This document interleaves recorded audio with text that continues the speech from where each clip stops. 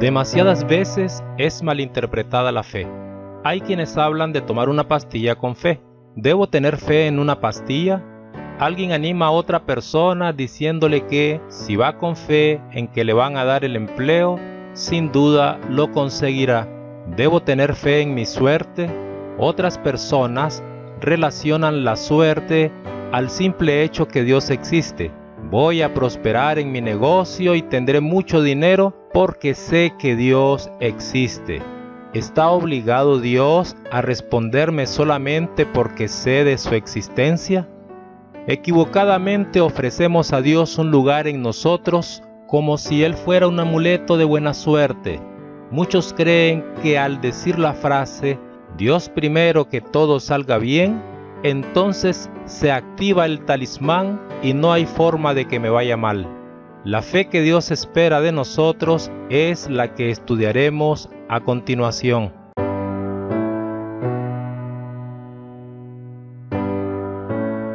La fe es indispensable para alcanzar la salvación. Marcos 16, 15 al 16.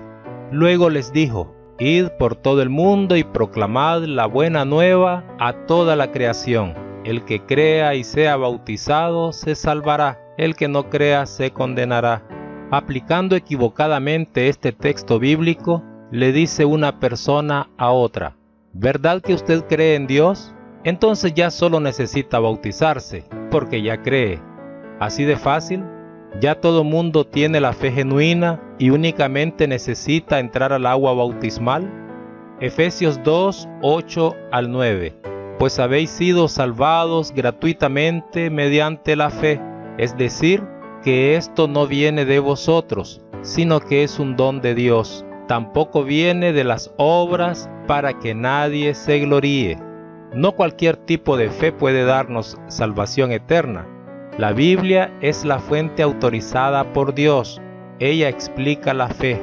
Es un don de Dios y no viene de nosotros mismos. Tampoco viene de personas iguales a mí. La fe, como explica Pablo en Efesios 2, 8 al 9, es un don de Dios. Romanos 10, 17. Por tanto, la fe viene de la predicación y la predicación por la palabra de Cristo. Necesitamos comparar con las Escrituras cualquier tipo de fe que estemos desarrollando, si se supone que es para salvación. Es en las Sagradas Escrituras que encontramos suficiente evidencia para desarrollar la fe que nos da la salvación. Juan 20, 30 al 31. Jesús realizó en presencia de los discípulos otros muchos signos que no están escritos en este libro. Estos han sido escritos para que creáis que Jesús es el Cristo, el Hijo de Dios, y para que creyendo tengáis vida en su nombre.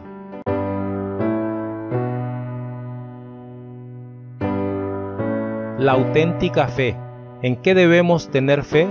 ¿Debo desarrollar la fe en base a las palabras que un pariente me ha dicho? ¿Fe en lo que escucho decir a mi vecino o a mis compañeros de clase? Dice la gente que no necesitamos obedecer el Evangelio, que es suficiente con ayudar al necesitado para alcanzar la vida eterna. ¿En este tipo de gente voy a basar mi fe? ¿Es todo lo que necesito saber? ¿En qué debo tener fe? Fe en Cristo Jesús y en sus palabras. Son las palabras de Cristo Jesús las que van a juzgarme el día del juicio final. Juan 12, 44 al 48. Jesús dijo a voz en cuello: el que cree en mí, no cree en mí, sino en aquel que me ha enviado. Y el que me ve a mí, ve a aquel que me ha enviado. Yo, la luz, he venido al mundo para que todo el que crea en mí no siga en tinieblas. Si alguno oye mis palabras y no es capaz de guardarlas, yo no le juzgo, pues no he venido a juzgar al mundo, sino a salvar al mundo. El que me rechaza y no acoge mis palabras, ya tiene quien le juzgue.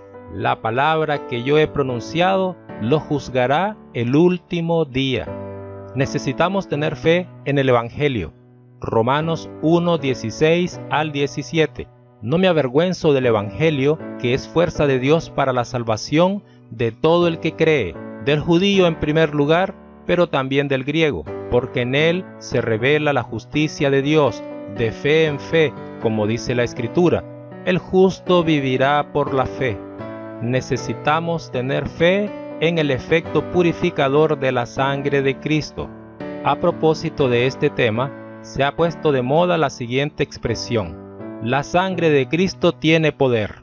¿Cuántas personas han sido enseñadas, por el simple hecho de haberlo escuchado, que al pronunciar estas palabras, cualquiera en este mundo tiene poder para ahuyentar demonios, para eliminar la mala suerte, para ser bendecido? Es decir, la sangre de Cristo tiene poder. Digo esas palabras y ya mi suerte cambió, y ya me va bien. Romanos 3, 24 al 25. Estos son justificados por Él gratuitamente en virtud de la redención realizada en Cristo Jesús, pues Dios exhibió a Jesús como instrumento de propiciación a través de su propia sangre, para recibir el perdón mediante la fe. Así mostró Dios su justicia, pasando por alto los pecados cometidos anteriormente. Este es el uso correcto del efecto purificador de la sangre de Cristo, como instrumento de propiciación del perdón que recibimos mediante la fe. No es que la sangre de Cristo anda como bandera por las calles o como amuleto de buena suerte. Necesitamos fe en el poder de Dios. Primera de Corintios 2, 2 al 5. Pues solo quería manifestaros mi saber acerca de Jesucristo y además crucificado, y me presenté ante vosotros débil, tímido y tembloroso, apoyando mi palabra y mi predicación no en persuasivos discursos de sabiduría, sino en la demostración del Espíritu y de su poder, para que vuestra fe no se fundase en la sabiduría humana, sino en el poder de Dios. Una persona puede decirle a usted que necesita tener fe en un pañuelo bendito, en el agua bendita, en una flor de Jerusalén, en un trocito de madera, en unas gotitas de aceite, pero es en el poder de Dios, descrito en las Escrituras, donde apoyaremos nuestra fe. Necesitamos fe en la generosidad de Dios. Hebreos 11:6. Ahora bien, sin fe es imposible agradarle, pues el que se acerca a Dios ha de creer que existe y que recompensa a los que le buscan. ¿Cuál es la fe que necesitamos hacer crecer en nuestra mente y en nuestro corazón? La fe en Cristo Jesús y en sus palabras, en el Evangelio, en el efecto purificador de la sangre de Cristo, en el poder de Dios, en la generosidad de Dios.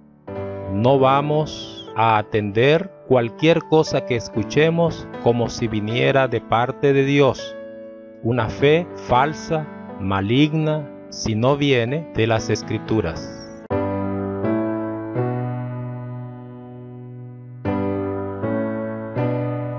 La fe es activa, no estática.